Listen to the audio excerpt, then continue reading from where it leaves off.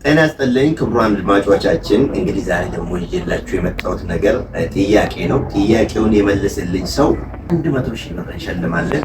እንግዲህ ጥያቄው ምን መሰላችሁ? ጥያቄው እንደዚህ ይላል። በእግዚአብሔር ዘንድ አንድ ነበር።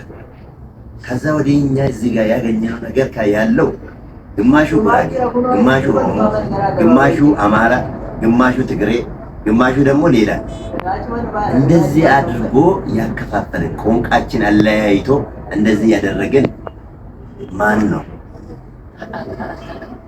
እኔ ሲጠርጥረው ማለት ፈረንጅ ሳትሆን ነገር ፈረንጅ ተንኮል ያበዛሉ፣ ተንኮል ያበዛሉ እነሱ ነው ብዬ ነው የምፈርደው። አገኘሁት።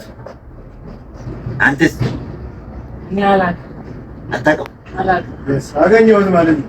አንተ ቆይ አታውቅም ማለት? ኧረ እኔ አላውቅም።